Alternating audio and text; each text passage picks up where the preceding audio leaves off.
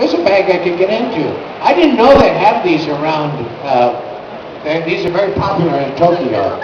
In Tokyo, you can get these everywhere. That's Japanese for Dirk. No, I had these bags made especially. I have all my secrets are in here. Or the secrets of my success. No, this is very nice. I'm making jokes because I'm nervous, but no, I'm making jokes because that's all I know how to do. I don't know how to be serious. That's a very nice bag. Did you know my name was on that? Oh, I thought maybe you didn't know. Is your name Dirk? No. Are you going to give that to me, or do I have to beg? No. I wish I had a bag with my name on it. I wish I had that hat. Come on, Dirk, beggar. No, last time I begged, I paid for it. It cost me millions.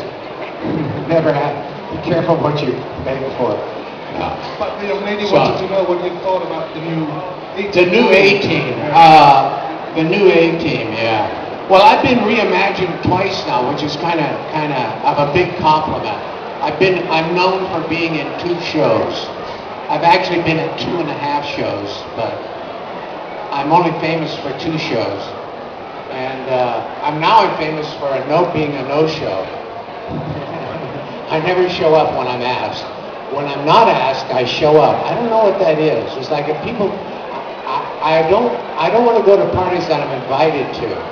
I want to go to the parties where they don't invite me. I don't know what that is. If I ask a woman to go out, she says yes, I don't want to go out with her. If she says no, then everyone. Okay. So the A-Team and Battlestar Galactic both been regurgitated in a new form because they were successful shows. And the way Hollywood works today, or the way the world works today, you take a brand name and you put it out, and everybody will go see it just because it says McDonald's. They'll eat the hamburger because it says McDonald's. It doesn't have to be good. It doesn't have to be. They'll just go eat it. Or Kentucky Fried Chicken. They see it, they go eat it. If it's Nike, you buy it. So if it says the A-Team, or if it says Battlestar Galactica, they'll watch it. They'll watch it. Never mind that it's got nothing to do with what Battlestar Galactica was. Literally nothing. Completely different. Everything. Different morals, different tone, different philosophy, different. They took one of the main male characters, made it a woman. It doesn't matter. They go watch. So the A-Team, same thing. Call it the A-Team. It's not. I have never seen it, but I know because I have spies. I have people that watch things for me. I have no people in my life. I don't have people watch things. I don't have people to do anything. I do everything myself. God. Where was I? Is any of this making sense? Is this too deep or too shallow? I don't know. I never know. I never know where I'm going too far, not far enough. Oh, Dirk, you're not going far enough. But that's as far as I can go. Oh, is it? Is that as far as it goes? Well, God. I'm not a lover boy. I just play one on TV. I'm not a real. Oh God. So the A-Team is. We were a very silly show. Now you know why. Mr. T is sillier than I am. George Peppard was not silly, but he was irreverent and cynical, and he was Hannibal. He liked to see people. He loved to cackle and laugh and to manipulate, and that's Hannibal. And Mr. T was the silliest of us all. And Dwight was here last year, and you heard him. A really smart guy who's he's a little, odd. So it was great. We're all goofy, and that came across, and we wanted the show to be for children. And you've all grown up, and it's always wonderful to see you. When I talk to you, I can tell you were 6, 7, 8 years old. And or sometimes I meet the parents who are now, my age actually, or a little older. But it's wonderful. I didn't know this was going to happen, but we did know we were making a show for a family. And we always were thinking of 6, 7, 8-year-olds. We used to say 8-year-old, 8 to 80. So we were very conscious of doing things that kids would laugh at. We also knew we were making a male show. We got that network hated us because we were very masculine. You know, we were a chauvinist show. We were politically incorrect, so we were hated in Hollywood. The A-Team was. ABC, God, I could go on for hours. But if I write a book, I'll tell all the stories. But because it was all guys, there was no. The women only came on so F.A.C.T.S would have somebody to save and flirt with, and you know, it was chauvinistic. You cannot do that today. On TV, well, you look here, all the stars are all these beautiful ladies. I mean, there are no men on television today in shows that are from the male perspective of the world. It all comes from the other side of the brain, which is all right, but, you know, there's literally, there will never be another A-Team. So when they, like we made it, because it was 4 guys and guns and cigars and womanizing and rescuing, and we were always right. The new Battlestar Galactica, you notice, there was no right and wrong. There was just gray area. You didn't know who the Cylons were the good and the humans were evil. That's the world we live in today, because it's politically incorrect to say those people are evil and we're not. You know, that's a moral judgment. Well, you know, the fact is some people are evil and some people are good. You know, so those, you know, Battlestar Galactica was based on that. The A-Team was very much about good guys getting the bad guys, and that's that's really not politically done. And the smoking, I mean, Jesus, God, I got my cigar right here. I never travel anywhere without my cigars. Just, and I don't go out anymore. I don't go to dinner. I don't go to bars. Because I can't smoke. So I'm boycotting the world. But I always carry my cigars with me just in case I get lucky and somebody says fire it up. But anyway, so the new A-Team, and they made F.A.C.T.S the star of the show because the way Hollywood, because Bradley Cooper is one of the hottest stars in Hollywood today, and so they made him up front. But the A-Team, it was ensemble. We were all the same. It was a team. It was a team. So, in other words, the A-Team movie has nothing to do with the A-Team TV show, and ditto Battlestar Galactica, and that's the way the world works. You cannot remake those shows because they are. Let me put another. One is politically conservative, which is the old shows, both of them. The others are to the left. They're all leftist, socialist shows. The one reason you like the A-Team is because we were a Ronald Reagan, Republican, conservative show. And you can't find that anymore. It's unpopular. It's not done. You can't do it. So, one more. No. Hi, Mr. Benedict. My time's not up. Mine is. Do you have any future projects? Put it down. Do you have any future projects? Do I have a future project? No, not really. I'm going to get one, though. I don't have a better. For you, I'll get one. I should have one, shouldn't I? Just for moments like this. I know. I'm kind of wasting my life, but the problem is, I'm at nature a solitary person, and I'm a thinker. I like to think and ponder. I spend all my time thinking, and it's very unusual for actors, because actors generally are not. They're acting, act. But by nature, I like to sit back and think and talk. I'm a verbal person. So it's acting was a big mistake in my life, but it happened. And I had success, and I just went off on that tangent. I don't regret it because I had fantastic experiences. But in terms of what I was meant to do in this lifetime, well, it's okay. I take it back. It's okay. But I spent the last 15 years raising my children. I quit Hollywood in '94. Well, we quit each other. But I didn't want to miss my kids' childhood.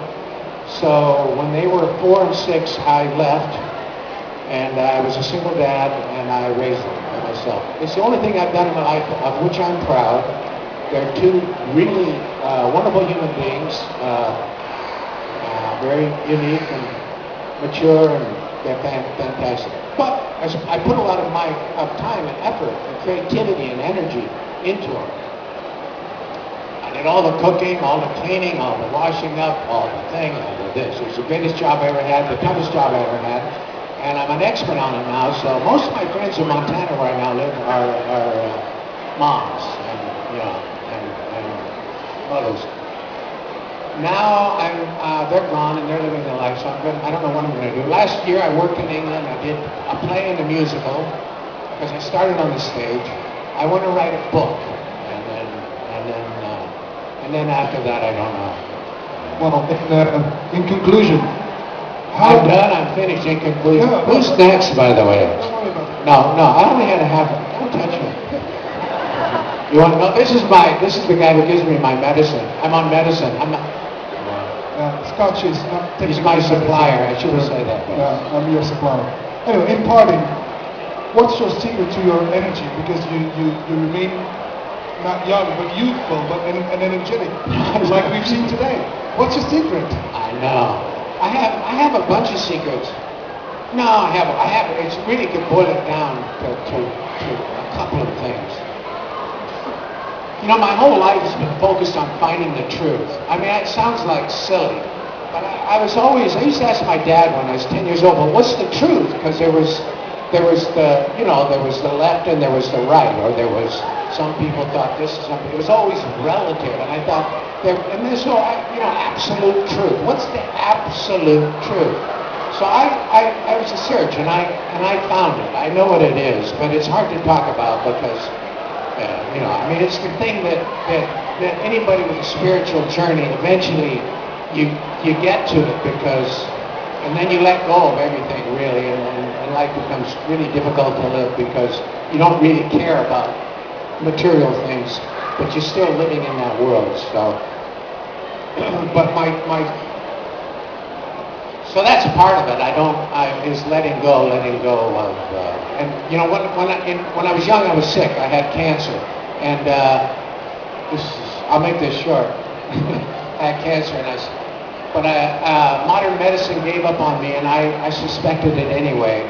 So I got into using food as medicine. So I changed completely the way I ate. I ended up writing a book about it, Confessions of a Kamikaze Cowboy, which I wrote when I was doing the A-Team. It's still completely true in terms of the philosophy and the journey that I took, and it tells growing up on meat and in Montana on ranches and stuff, and then what I was led to, so to get rid of tumors, et cetera, et cetera, et cetera. So part of my energy comes from the basic, belief, faith that most of what we are is what we eat.